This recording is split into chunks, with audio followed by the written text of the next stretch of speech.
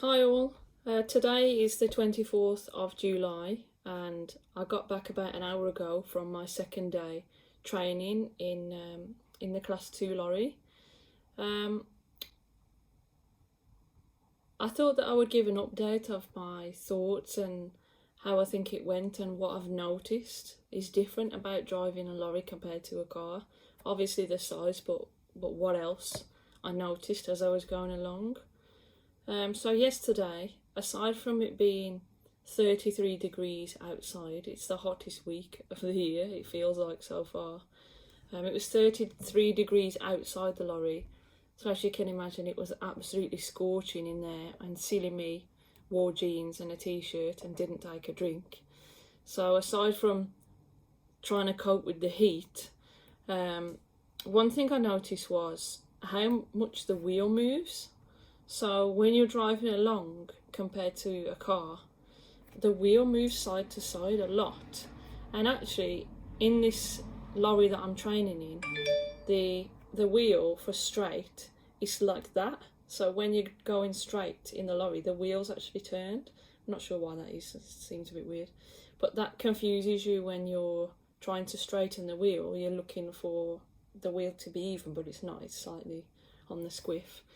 But the wheel turns a lot side to side, so that's a bit weird at first. And also, because the seats in the lorry are air, you find yourself, you're bouncing up and down like this all the time on the seat. And then when you stop at the traffic lights, the air pressure tries to reset itself. So you're moving up and down a little bit, but you're not even moving, so that's weird. I think yesterday I had the seat a bit too high, because with it being the air, there's a little switch and you can make yourself go higher or lower. And I think I had it set a bit high because if I was going over a bump, my feet were like coming off the floor a little bit. Not like all the way, but just a bit. So once I got used to the fact that the chair bounces and the steering wheel moves a lot and is not straight, I was all right.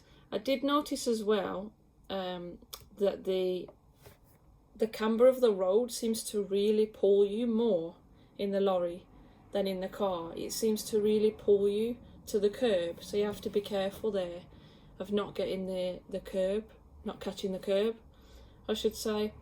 And also noticed as well that the brake pedal in the lorry is quite hard compared to my car, and my instructor has been really good at guiding me. We're coming up to an island now. We want to start to slow down now and apply the brake. He's really good. But I found that when I was putting the pressure on the brake pedal, like I would in my car, the lorry wasn't stopping as much. So you have to really press hard on the pedal for it to actually stop. It kind of felt like it didn't want to stop, and it was a bit, like almost a bit frightening at first.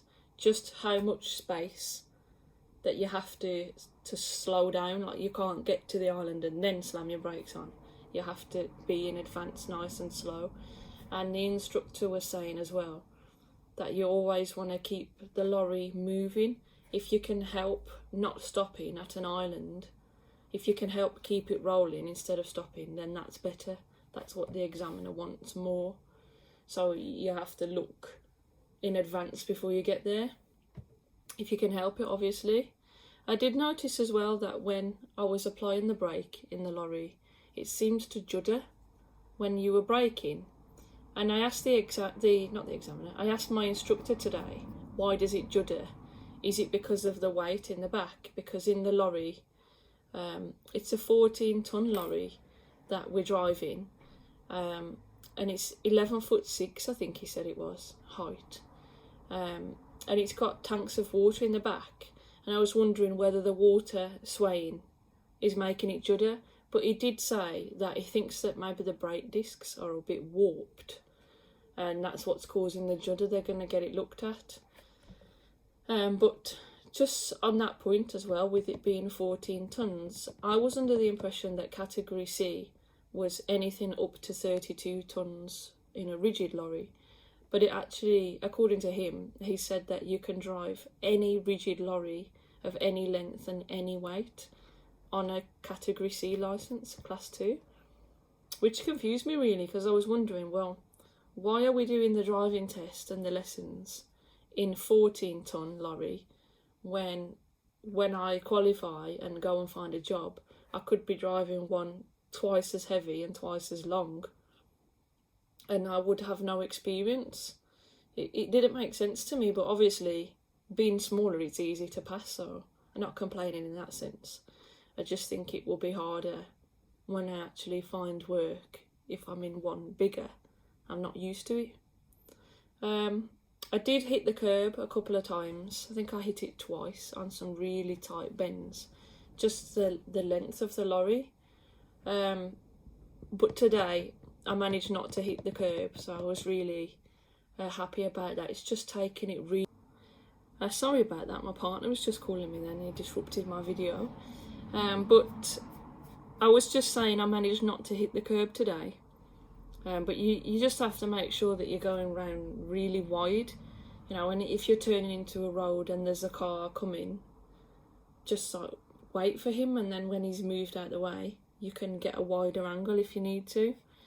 Yesterday we did 50 miles, a 50-mile ride around.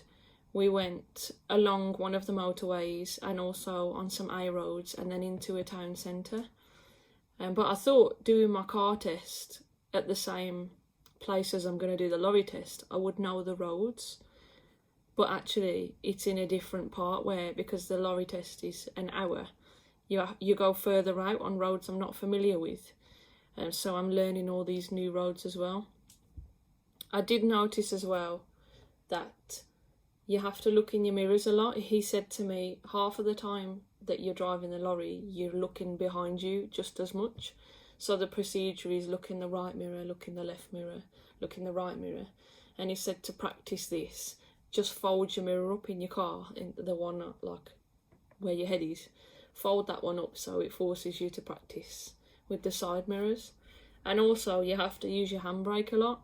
Every time you stop at lights or at a crossing or anywhere that you're going to be stopped for more than a few seconds, you have to apply the handbrake to stop it from rolling back. So that's something to get used to, because in my car I only use the handbrake when I stop, because I'm alright with hill starts and stuff, and that doesn't bother me, so it's something that I'm having to get used to. But also I noticed as well, like I said earlier, you have to slow down in good time. You have to look further ahead.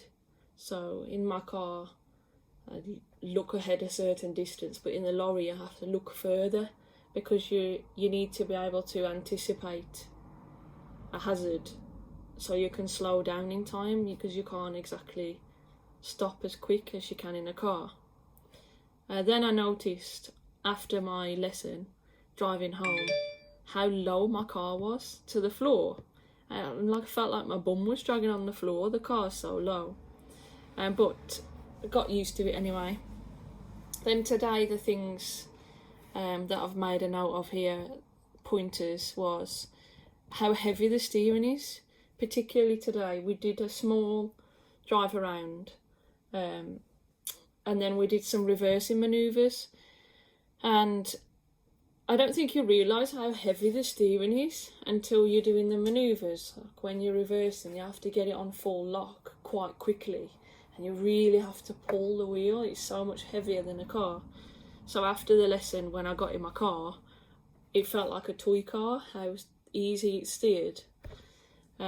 Also with the reversing manoeuvre, you can readjust. So you start off with 2 cones, and then you have to drive into those 2 cones, and then you have to reverse in an S shape around a cone with like a stick on there so you can see, and then into like a loading bay is what it's supposed to be, with 2 cones, and then you have to get the back end of the lorry so it would be against the loading bay, but there's like a marker on the floor. And he told me that you can actually, if you don't get in the first 2 cones properly, you can go back and reset. And also, if you notice that when you go in the S shape, if you're not right here, you can go forward and go back again. And when you're reversing, if you're not sure how far back you need to go, you can get out and have a look and then get back in. And also you don't need to wear your seatbelt when you're reversing in that manoeuvre. You can leave that off and get your head out the window and really see where you're going better. Just one thing I noticed as well when we were driving along, how slow the lorry pulls away. Like, obviously you expect it to be slower than a car, but just actually how slow it is and how much space you need on an island before you pull out. There was a situation where I was at an island looking to my right and looking across the island to see who was coming, because they were coming quite quick. And then I had a free space where the car on my right hand side was indicating to turn left. And then it was free then, like opposite me. So I started to pull away because he was turning anyway. So I had a space. And then the car behind him came shooting across the island really fast. At this point I'd already started moving. So he was standing still when I started moving. But he swerved around the car that was indicating, and then shot on the island fast, and then beeped his horn at me because I was already on the island, even though I was going as fast as I could. And the instructor said in that situation you could get actually a fail on your test if you cause another driver to slow down. But even though I was already on the island before he started, so really he was in the wrong. He shouldn't have been speeding along the island and swerving around the car that was in front of him. But because he pipped his horn at me, I could have got a fail at that, because it kind of highlights that he had to slow down for me. But the instructor said it's really at the discretion of the examiner. So it's a bit wishy-washy. I said to him, if I'd have waited, would I have got a minor or something if I waited too long for a clear space? And he said, well, if you have chances to go and you don't take them, you can get a major and fail on that, because you have to make progress. But to me that doesn't make sense, because in the real world you can wait. You know, you want to be safe, don't you? You don't want to just pull out and crash, or someone crash into you. You want to be safe. So that's a fine line there. That's a bit worrying actually. I think that's going to be the thing that worries me the most on the test. The test is on Monday. So I've got 2 more lesson days left, and then I've got the driving test. So that's going to unnerve me a little bit on an island. On islands where you're looking for space, but then you get an idiot come around, but you're in the wrong for some reason. It's just one of those wishy-washy things, and it's luck on the day really, I suppose, of what happens. But that's all I can say at the moment after these 2 days. That's my 2-day training update. Just if you were wondering, the lessons are 2.5 hours each. So today we did about an hour and a half driving around, and then we did some practice on the reversing manoeuvre. I got to practice probably about 5-6 times the reversing, which I'm quite happy with really. I think I'll be alright with that, considering you've got so much leeway that you can reset yourself and you can like go forwards and backwards again if you need to. I don't think that will be a problem really. I think the way I've been taught, I'm quite happy with that. And so I have 2 more training days left. As I say, I will do another update after those 2 days I think, and then it's test day on Monday. I also have the CPC case studies test booked on Friday after my driving training, so I've got to go and do that. And then also driving test is on Monday morning, and then I've got the training booked in for the CPC health and safety test. I think where they teach you the health and safety of the lorry, I don't know if it's about loading the lorry, or I need to look into that because I'm not sure. And then the following day I have the test for that, so it's all coming at once at the moment. So hopefully by Wednesday next week, which is a week today, no, Tuesday next week, yeah, hopefully by Tuesday next week I will be fully qualified and ready to find work. I'm not quite sure though how the taco card works, whether my training company send for that or whether the DVLA or DVSA or whoever is who's in charge send it, or whether I have to apply for it. I'm not sure, I need to look into that. But so far as it goes, I'm really confident and I'm really happy. I actually enjoy driving it because you're so high up and you can see over all the cars and over all the bushes. You can see ahead better. Yeah, I'm just really confident, ready for tomorrow. We'll see. I'll let you know how it goes.